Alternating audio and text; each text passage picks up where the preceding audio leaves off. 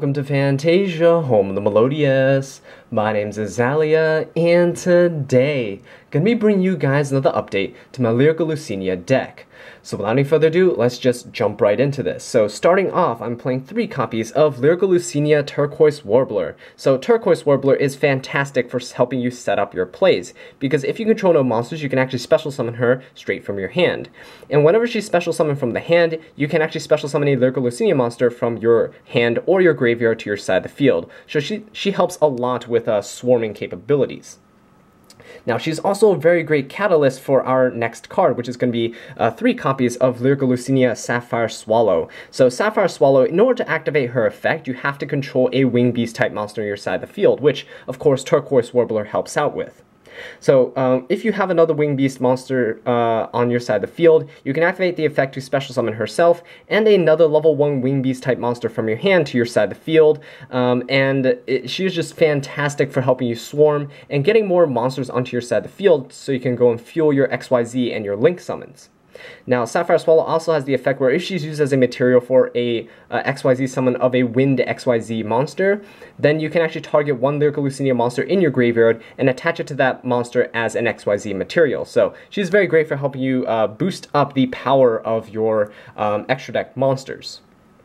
Okay, so next off, I am playing 3 copies of Lyrilusc Cobalt Sparrow, and Cobalt Sparrow is the searcher for the deck, so whenever she's special summoned, you can actually add one level 1 Wing Beast type monster from your deck to your hand. This isn't exclusive to just Lyrilusc, as you can also search potential hand traps like DD Crow, which is kind of nice. So she has a lot of versatility in the deck, and if she's ever used as a material for a Wind XYZ monster, then you can go ahead and give that monster targeting protection, which is very good for our Assemble Nightingale. Okay, so that does it for the Lyrilusc monsters. Next up, I'm going to go into some of the other engines and generic monsters that I'm playing. So to start things off, I am playing 2 copies of DD Savant Kepler, and Kepler is so amazing in this deck because we don't really have to normal summon very often, aside from like Kinkabio occasionally, mid to late game, but Kepler is just amazing for setting up plays because when you normal summon him, you can actually add 1 Dark Contract card from your deck to your hand, and that's important because the fact that Dark Contract with the Gate is like a Rhoda for the DD archetype, which helps you search out some of your other cards. So 2 Kepler I found is good enough because we are running 3 copies of Dark Contract with the Gate. Now, Gate is really going to be searching out this card right here, DD Lamia. We're playing 2 copies of her, and she is really great in this deck because the fact that she can special summon herself out and doesn't require normal summons, which is going to be a trend that you're going to be seeing with some of the other monsters that we're going to get into later. But DD Lamia is great because you can, if this card is in your hand or in your graveyard, you can send 1 DD or Dark Contract card from your hand or face up on your side of the field to the graveyard, except another copy of DD Lamia, of course, to special summon this card to your side of the field, but you have to banish it when it leaves the field. But the cool thing about this is you don't actually have to banish her if you use her as an XYZ material, so you can always just put her back into the graveyard when you detach her as a material, and then continuously use her effect over and over again on subsequent turns. That is, if you have more DD cards or Dark Contract cards. So DD Lamia is just amazing, and if you have Kepler, you can easily make a rank 1 monster because you normal summon Kepler, search out Gate, activate Gate to search out Lamia, Lamia sends Gate to the graveyard to special summon herself out, and you can easily just go for a rank 1 play, or you can even go for some Link summons if you would like. So this is a fantastic engine to have in the deck. I think my ratios are pretty good. 2 Keplers because you don't want too many in your hand, and you can always search it out with Gate if you would like to. I play 3 copies of Gate and 2 copies of Lamia, mostly because Lamia is reusable in the graveyard and all that good stuff, and we have ways to send her there fairly easily, which we'll get into when we get into the spells. Okay, so the next monster that I'm playing is going to be 3 copies of Kinkabio. So I referred to this when I was talking about Kepler. Kinkabio is one of your best normal summons in the deck because when you normal summon it, you can just target a level 1 monster in your graveyard and special summon it to your side of the field. So if you special summon Cobalt Sparrow, you can go for a search, and if you just special summon anything else out from your graveyard, you can use it as XYZ or Link material. And Kinkabio is a spirit monster, so it does return back to your hand during the end phase, so you can, you know, as long as you have 1 copy, you can continuously reuse them over and over again, which is very nice. Okay, so next monster that I'm playing is going to be 3 copies of Jester Comfit. Now, Jester Comfit, you can just special summon her, or him, just straight from your hand. You can only control 1 Jester Comfit though, so you can't just continuously spam a ton of them out. But once you have 1 on your side of the field, you're typically going to use it as either Link or XYZ material. So, you know, if you have multiples in your hand, you can easily get them out to your side of the field, as long as you're just using them as materials along the way. And it's really only here because it's level 1, and it can special summon itself out from your hand with no other restrictions or conditions, so it's very easy to use them as fodder for your extra deck summons. The next card that I use for fodder for summons is actually going to be 3 copies of Turbo Booster. So Turbo Booster does have a restriction on it, which is that you have to have normal summoned this turn already. So that's going to be no problem because we were running cards like Kinkabio and DD Savant Kepler. So that's why I actually included the DG engine so we can have more consistent normal summons that generated advantage for us. And that way we actually could consistently pump out Turbo Boosters as well. So Turbo Booster, again, very much like Jester Comfit, is just going to be used as XYZ material or Link material. So there's just really easy ways for us to swarm the field, and with the DD engine and the Lyriluscinias, we can actually generate some advantage along the way. Okay, so next off I'm going to go into some of the text that I'm playing. So I'm playing 1 copy of Glow Up Bulb, and Glow Up Bulb is here of course because it's a level 1 monster, and it can always revive itself back from the graveyard, so you can just excavate the top card of your deck, and then you can special summon this card to your side of the field from the graveyard once per duel. So Glow Up Bulb is of course fantastic inclusion in the deck. We don't play any synchros and stuff like that, so the fact that it's a tuner really doesn't matter too much unless you're playing with like OCG cards and you're playing with needle fiber and stuff like that, but in the TCG we still don't have that yet. Okay, so next card I'm playing is going to be 1 copy of Dotscaper, and Dotscaper is a fairly new card. Actually, it came out in one of the structure decks, and I don't know if a lot of people know about this card, but it is fantastic. Dotscaper, if this card is sent to the graveyard, you can just special summon it back to your side of the field, and if this card is banished, you can special summon it back to your side of the field. You can only use each effect of this card once per duel. Unfortunately, we don't have a consistent way of just banishing this card from the graveyard, so you can just special summon it out once more. And running Gold Sark specifically for this card isn't really too great of an idea, so I'm just playing 1 copy of Dotscaper. It's kind of like a pseudo Glow Bulb, where you use it as a Link material or something and just comes back, or you detach it as an XYZ material and it'll just come back to your side of the field. So it just helps you consistently put bodies on your field, so you can go ahead and Link climb and all that good stuff.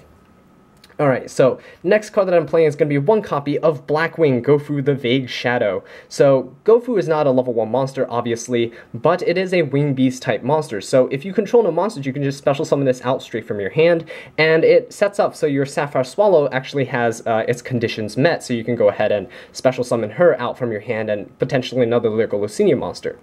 Now, Blackwing Gofu the Vague Shadow also generates tokens for you, and you can use those tokens and Gofu itself to go for your Link summons and set up for a multitude of plays. When we get to the extra deck, it'll be very evident what we're going towards, but this is a very Link-heavy based deck with some XYZs as supporting kind of monsters.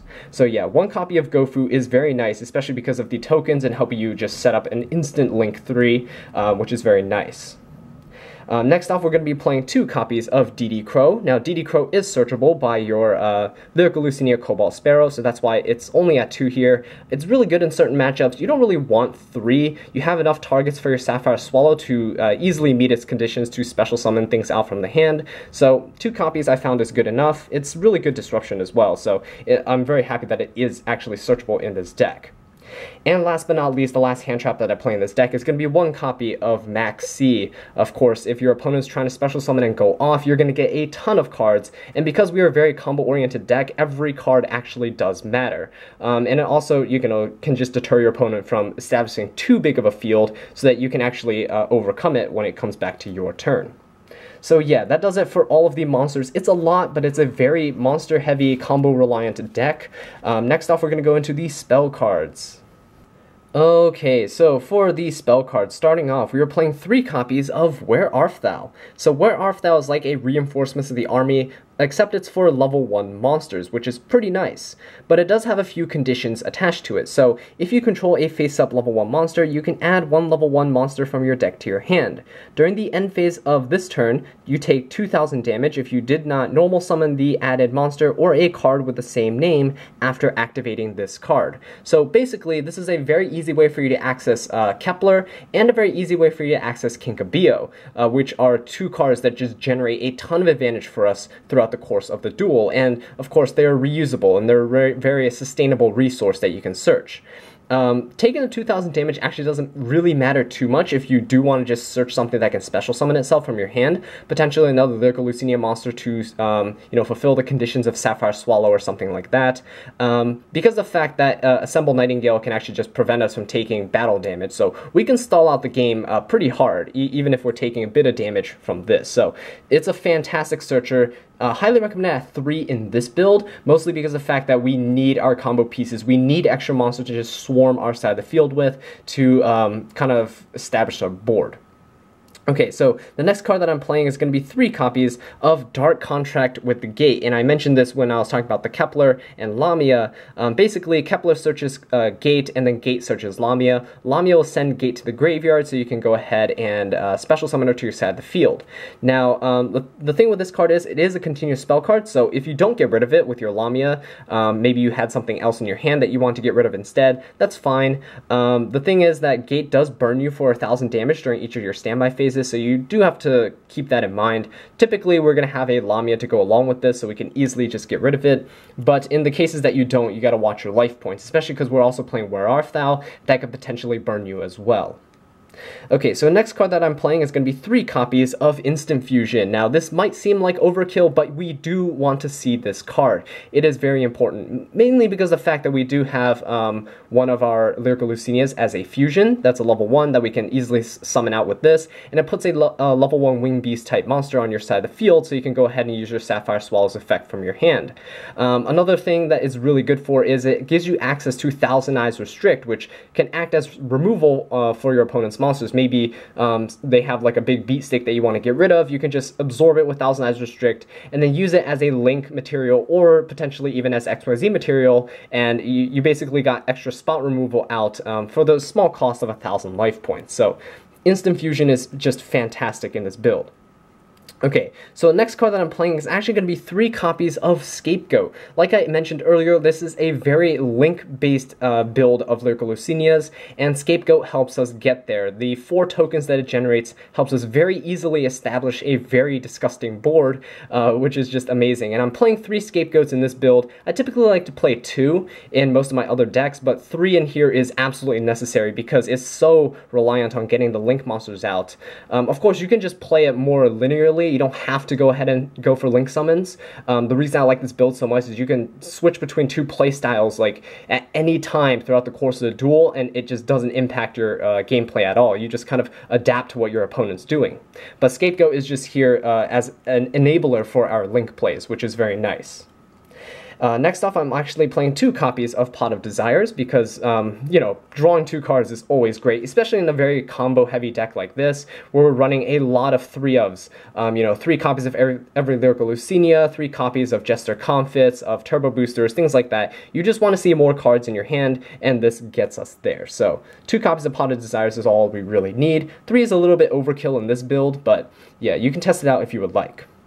Next card is going to be 1 copy of Soul Charge, because Soul Charge is disgusting as a card, especially if you're playing a Link-heavy deck, because once you start Link climbing and you get a lot of other Link monsters into your graveyard, maybe potentially Link 1s and 2s, you can Soul Charge them all back to your side of the field and just start getting them co-linked to each other and potentially building up a really potent field, which you'll see what I mean once we get to the extra deck, but Soul Charge is just fantastic. And of course, we don't care about losing the battle phase that much because of the fact that we have Assemble Nightingale. So if you have enough materials under Assemble Nightingale, you can easily survive your opponent's turn and still have enough materials under her that you can just go ahead and swing for game the next turn by just poking directly.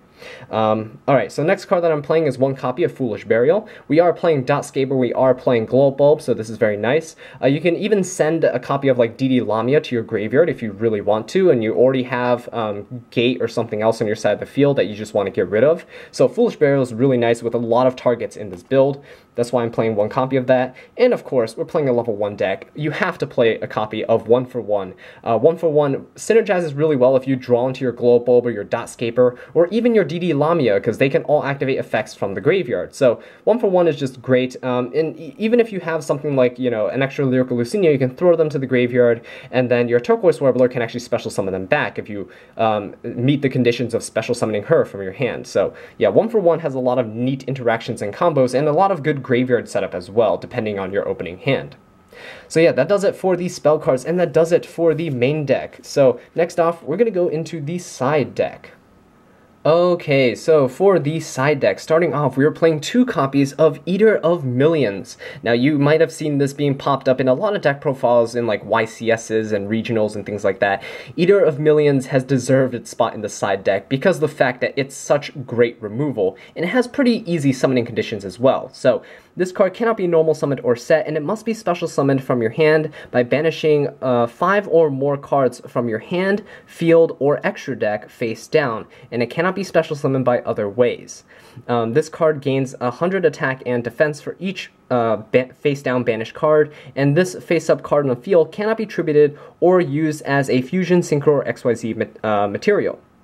And also, once per turn, at the start of the damage step, if this card battles an opponent's monster, you can banish that opponent's monster face down. So Eater of Millions is fantastic removal for any of your opponent's monsters that you just can't really seem to get over. And Lyrical Lucinias do have a kind of tough time of clearing out your opponent's field. They usually just try to bypass that and just attack directly. But if your opponent has like a monster that's really powerful, that has like built-in negations or something like that, that's really giving you a hard time of setting up your plays, Eater of Millions is a great card to side in for.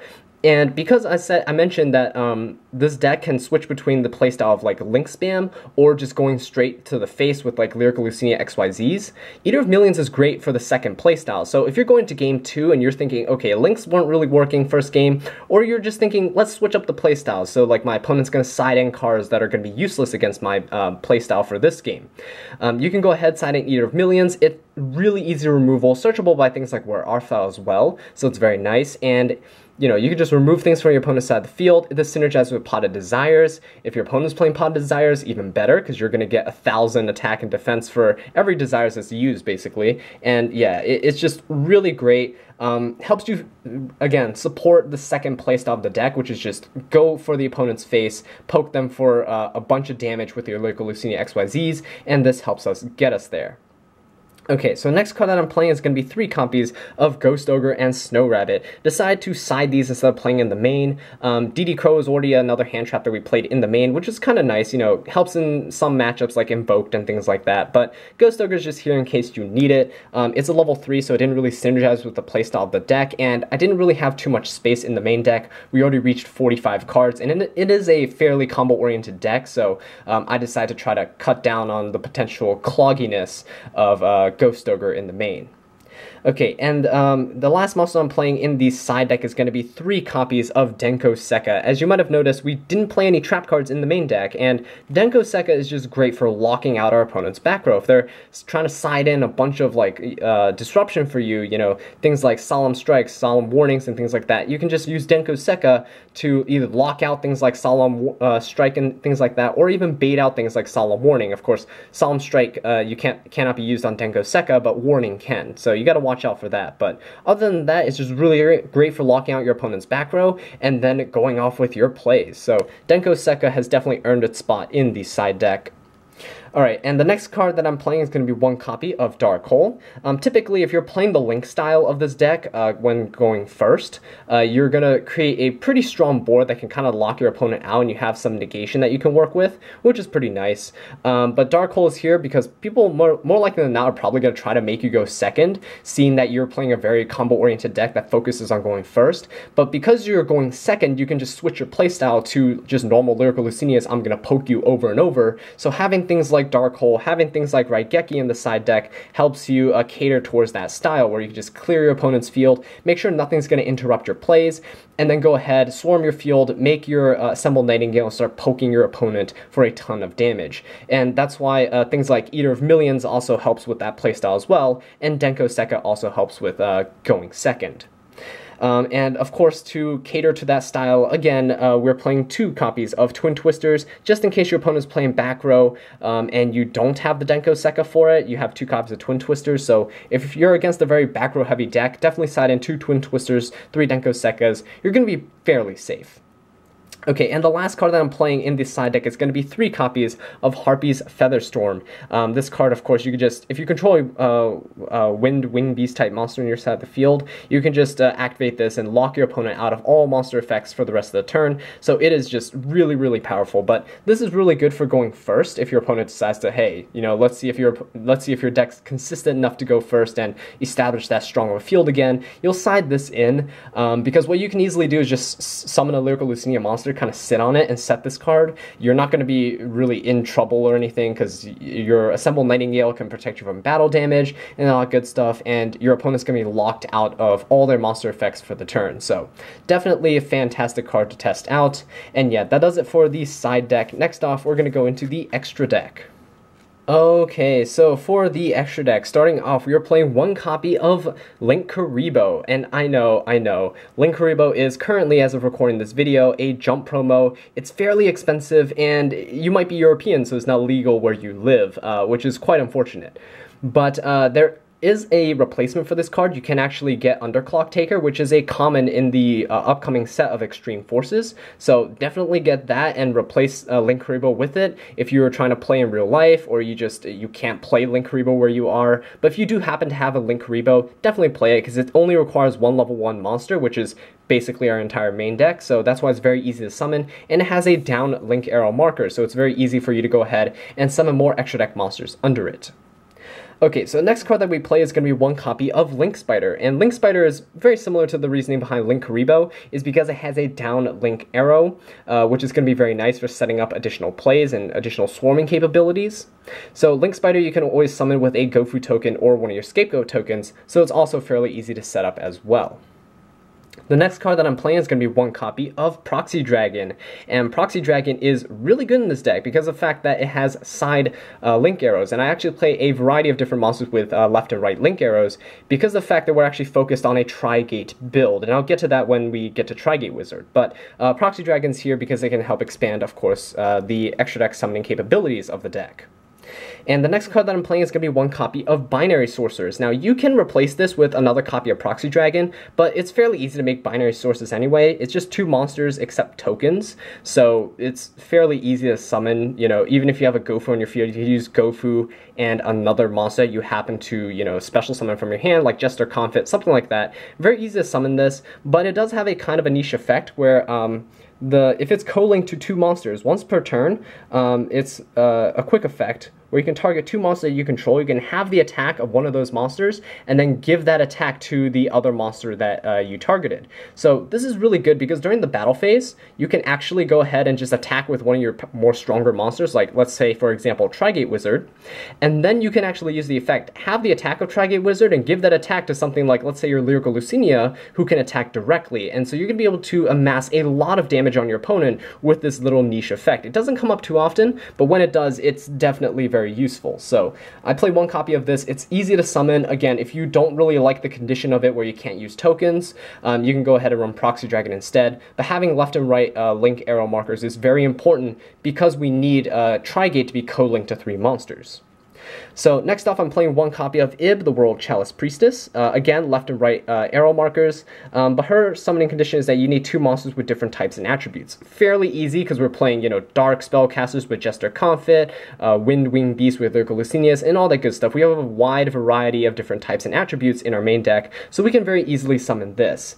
And Proxy Dragon of the 3 is the weakest with 1400 attack. Binary Sources has 1600, and Ib has 1800. So being able to to run over certain monsters that might have higher attack, you might have to cater what you summon towards what your opponent has on the field. So Ib is my favorite of the three, not just because of her artwork, but because of her protection effect, which is actually kind of nice as well. So there's that. Okay, so next off I am playing one copy of Akashic Magician, and Akashic Magician has, of course, a downlink arrow, which is important in this deck, but it also has it's just very easy to summon with your Lyriluscinias, and you're not really going to summon it too often when you're playing the Link, like, spam build of this, but you do summon it quite often if you're playing with the more I'm going to smack your face with the Lyriluscinia XYZ's build, because you can easily use 2 Lyriluscinia monsters and just summon this out, and then you can go ahead and summon your Assembled Nightingale under it, which is going to be very nice. So it's a great way to open up some zones so you can go ahead and get some extra bodies on the field for some extra damage in a more linear playstyle. Okay, so the next card that I'm playing in the extra deck is the main focus of this build, which is going to be Trigate Wizard. I absolutely love Trigate Wizard. It's such a fun card to use. So it has 3 different effects depending on the number of monsters that are co-linked with it. So if it has 1 monster co-linked with it, if that monster inflicts damage to your opponent's monster, you basically double any damage that it does. If it's co-linked to 2 monsters, once per turn you can target 1 card your opponent controls and banish it. And if it's co-linked to 3 monsters once per turn, when a card or effect is activated, you can, it's a quick effect, you can negate the activation if you do banish that card. So Trigate Wizard is just absolutely fantastic. It's basically like the Link version of Cyber Dragon Infinity, and it is really good. It's really easy to make in this deck as well. And if you have Soul Charge, oh my god, your opponent's just dead, okay? This deck is really fun to use, and I really love it. The last card I'm playing is going to be 1 copy of Decode Talker. This is, again, not really, it's kind of like Akashic Magician. It's not really used too much in the Link spam variant of this, because you're focusing a lot of materials to get your Trigate Wizard out and get it co-linked with 3 monsters. But Decode Talker is good in the I'm going to go straight for your face playstyle, where you just need big, beefy beat sticks sometimes to deal the extra damage alongside of your Lyriluscinias. So yeah, that's a lot of Link monsters, but it really is fun to play around with all of these monsters and all of these summoning methods. So yeah, these links open up a lot of different plays for us. Okay, next off we're going to go into the XYZs. So starting off with that, we are playing 2 copies of Lyriluscinia Assembled Nightingale. I know that you guys might be thinking, well, why aren't you playing 3? Doesn't it come up sometimes? In all of my playtesting with this deck, it has never really come up where I've wanted a 3rd copy. The extra deck space is kind of tight, but 2 copies is enough. It gets you there. It does what it needs to do. Even if you're going and playing the I'm going to go for your face type of build, 2 Assembled Nightingale is definitely way more than enough, because we do have a lot of different ways to play around what our opponent has. You know, you can always switch back and forth between I'm going to go Link Summon, and then I'm going to go ahead and just poke you for a bit of damage every turn. The next card I'm playing is going to be 2 copies of Lyriluscinia Recite Starling, and Recite Starling is the searcher for the deck in conjunction to Cobalt Sparrow, which is kind of nice. But Recite Starling also has the effect where any battle damage you would take from this card, your opponent takes as well. So if your opponent has like a big beat stick on their side of the field and they have lower life points than you can just go ahead and ram this into your opponent's monster and finish them off with their own monster, basically. So pretty nice. And yeah, she's really great for helping you set up your Lyriluscinia plays. If you're missing like an extra monster in your hand for your Sapphire Swallows effect, you can go ahead and search out Cobalt Sparrows or Turquoise Warbler, whatever, and then special summon them all out from your hand. Get more monsters on your side of the field before you go into your additional plays.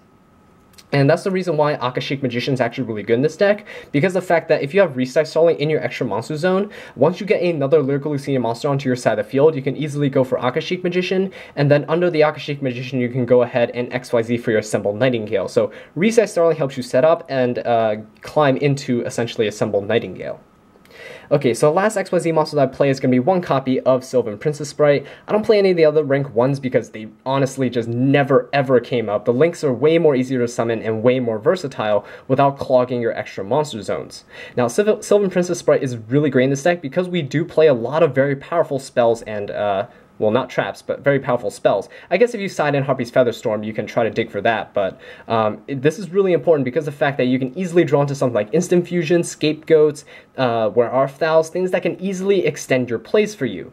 And if you do excavate a monster with her effect, doesn't really matter, because things like, Didi Lamia, Glow Bulb, things like that can have graveyard effects that you can just use. So it's very, very easy to help set up your graveyard, as well as just potentially maybe get lucky. Maybe you draw into a soul charge, something like that, and just completely sack your opponent. It is really, really good. Definitely play it. Just one copy is enough. You don't need more than that. Okay, but yeah, that does it for the XYZs. Next up, we're going to go into the fusions. So for the fusions, it's very simple, and I mentioned these cards earlier. One copy of Thousand Eyes Restrict for the spot removal in case your opponent has something that's very annoying that you just want to get rid of. And the second card we're playing is going to be one copy of Lyrilusc Independent Nightingale. Independent Nightingale just does, a little bit of burn damage to your opponent, 500 damage here and there. And you can always revive this from your graveyard as well after you've instant fusioned it. So, Turquoise Warbler and things like that can easily just bring it back. And then you can just burn your opponent again. You can use it as link material, you can use it as XYZ material, or whatever. And again, she's a Wing Beast type monster, so she helps you set up for some of your Lyrilusc plays as well. But yeah, that does it for the extra deck, and that does it for the deck profile. So thank you all so much for watching this video. I really do appreciate it. If you enjoyed it, or found it helpful, please leave a like, subscribe for more Lyrilusc content, and leave a comment down below letting me know what I can do to improve. And until next time, take care.